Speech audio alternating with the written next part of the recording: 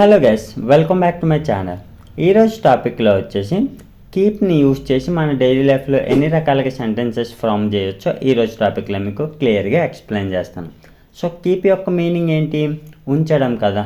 ఉంచు, ఉంచడం ఇలాంటి మీనింగ్లో వస్తుంది. మనం జనరల్గా ఇలా మాట్లాడుతూ ఉంటాము. అది నువ్వు ఎక్కడ ఉంచావు, అది అక్కడ ఉంచకూడదు, నువ్వెందుకు అది అక్కడ ఉంచావు, ఇలాంటి సెంటెన్సెస్ మాట్లాడుతూ ఉంటాం కదా. సో ఇలాంటి సెంటెన్సెస్ మనం కీప్ని యూజ్ చేసి సింపుల్గా చెప్పొచ్చు. సో ఒక కీప్ని యూజ్ చేసి నెంబర్ ఆఫ్ సెంటెన్సెస్ ఎలా ఫ్రేమ్ చేయాలో ఈరోజు టాపిక్లో మీకు క్లియర్గా ఎక్స్ప్లెయిన్ చేస్తాను. సో ఫస్ట్ వన్, మీరు అది ఉంచకూడదు. ఓకేనా, మీరు అది ఉంచకూడదు అనాలి. దీన్ని ఎలా చెప్పొచ్చు అంటే you should not keep that. You should not keep that అంటే మీరు అది ఉంచకూడదు అని. అతను అది ఉంచకూడదు అంటే ఎలా చెప్పొచ్చు? యూ ప్లేస్లో హీ అని యూజ్ చేయండి. He should not keep that. He should not keep that అంటే అతను అది ఉంచకూడదు అని. వాళ్ళు అది ఉంచుకోకూడదు అంటే ఎలా చెప్పొచ్చు?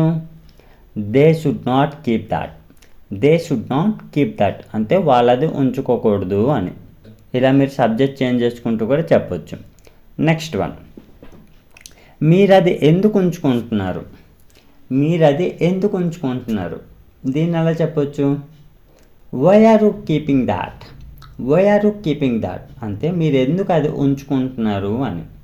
అంటే మీరు ఎందుకు అది ఉంచుకుంటున్నారు అని.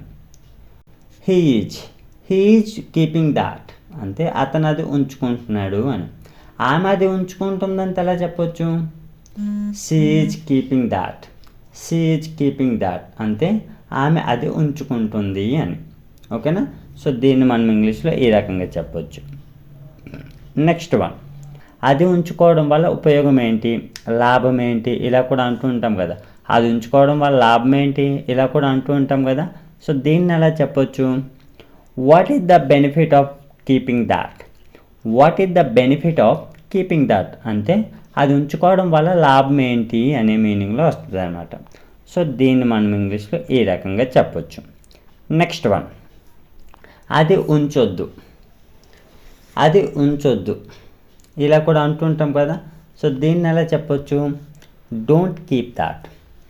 డోంట్ కీప్ దాట్ అంటే అది ఉంచొద్దు అని. నెక్స్ట్ వన్, నేను అది ఉంచట్లేదు. నేను అది ఉంచట్లేదు అనాలి. దీన్ని ఎలా చెప్పొచ్చు? I'm not keeping that.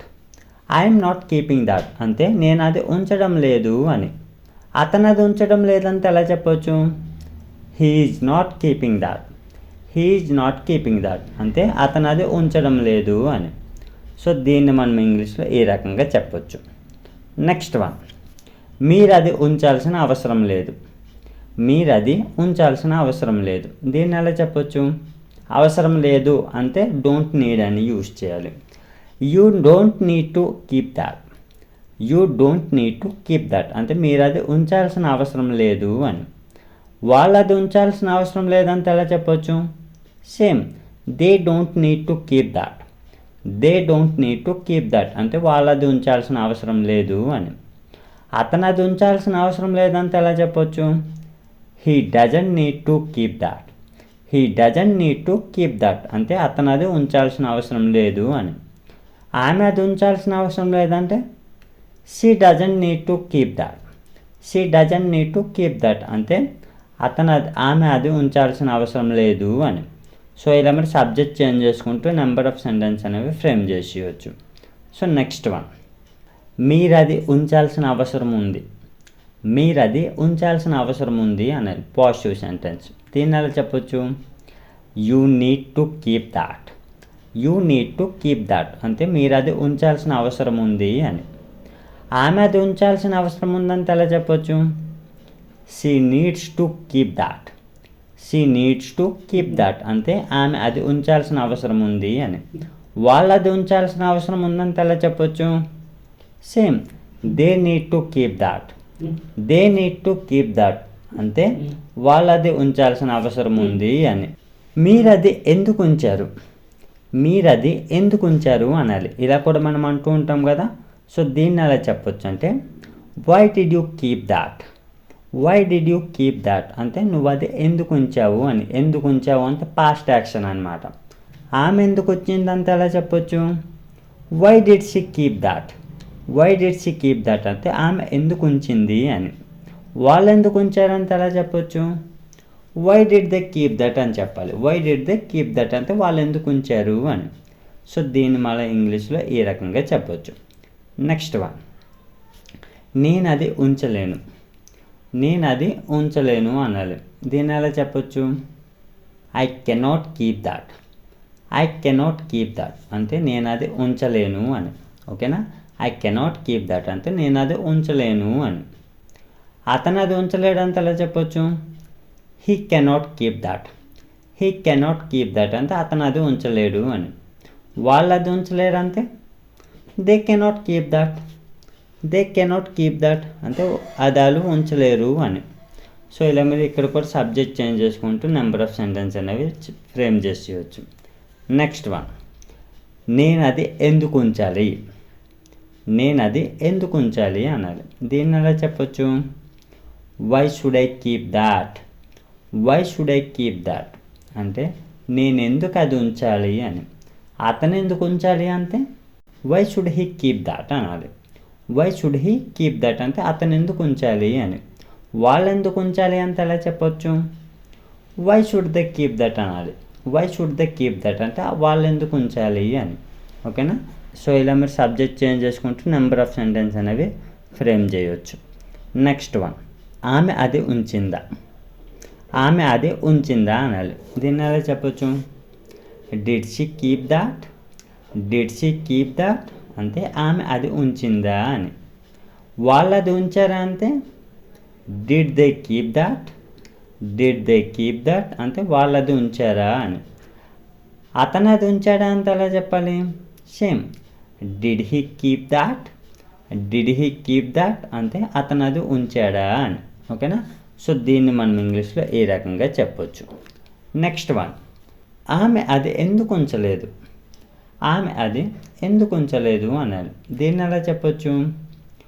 Why didn't she keep that. Why didn't she keep that అంటే ఆమె అది ఎందుకు ఉంచలేదు అని. వాళ్ళు ఎందుకు అది ఉంచలేదు అంటే ఎలా చెప్పొచ్చు? Why didn't they keep that. Why didn't they keep that అంటే వాళ్ళు ఎందుకు అది ఉంచలేదు అని. ఓకేనా? అతను ఎందుకు అది ఉంచలేదు అంటే ఎలా చెప్పొచ్చు? Why didn't he keep that. Why didn't he keep that అంటే అతను ఎందుకు అది ఉంచలేదు అని. సో ఇక్కడ కూడా మీరు సబ్జెక్ట్ చేంజ్ చేసుకుంటూ నెంబర్ ఆఫ్ సెంటెన్స్ అనేవి చెప్పవచ్చు. నెక్స్ట్ వన్, అతను అది ఎందుకు ఉంచలేకపోయాడు. అతను అది ఎందుకు ఉంచలేకపోయాడు అనాలి. దీన్ని ఎలా చెప్పొచ్చు?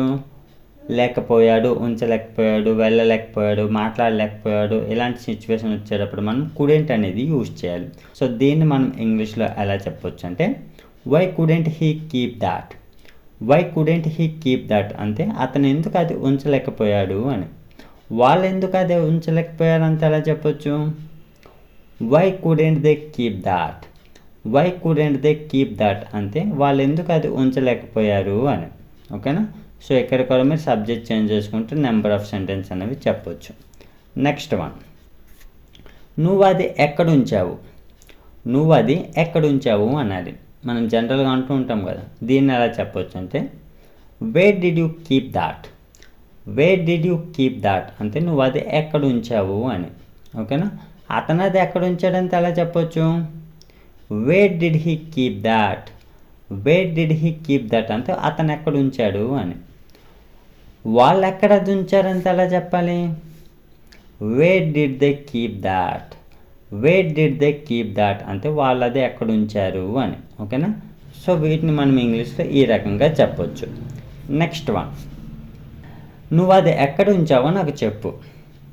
నువ్వు అది ఎక్కడ ఉంచావో నాకు చెప్పు. దీన్ని ఇంగ్లీష్లో ఎలా చెప్పొచ్చు? Tell me where did you keep that. Tell me where did you keep that అంటే నువ్వు అది ఎక్కడ ఉంచావో నాకు చెప్పు అని. ఓకేనా? అతను అది ఎక్కడ ఉంచాడో నాకు చెప్పు అంత ఎలా చెప్పాలి? Same, tell me where did he keep that. Tell me where did he keep that అంటే అతను అది ఎక్కడ ఉంచాడో నాకు చెప్పు అని. ఓకేనా? వాళ్ళు అది ఎక్కడ ఉంచారో నాకు చెప్పు అనాలి. దీన్ని ఎలా చెప్పొచ్చు? Tell me where did they keep that. Tell me where did they keep that అంటే వాళ్ళు అది ఎక్కడ ఉంచారో నాకు చెప్పు అని. ఓకేనా? సో దీన్ని ఇంగ్లీష్లో ఈ రకంగా చెప్పొచ్చు. So that's all friends. So ఇలాంటి సెంటెన్సెస్ యూస్ చేసి మన డైలీ లైఫ్లో సింపుల్గా ప్రాక్టీస్ చేయవచ్చు. సో మీ ప్రాక్టీస్ కోసం ఒక క్వశ్చన్, అది అక్కడ ఉంచడం వల్ల ఏంటి లాభం? అది అక్కడ ఉంచడం వల్ల ఏంటి లాభం? Comment in the comment box. So that's all friends. So కీప్ని యూస్ చేసి ఇలాంటి సెంటెన్స్ అనేవి సింపుల్గా చెప్పొచ్చు. సో మీకు ఈ టాపిక్ యూస్ఫుల్గా అనిపిస్తే లైక్ చేసి సబ్స్క్రైబ్ చేయండి. Thanks for watching.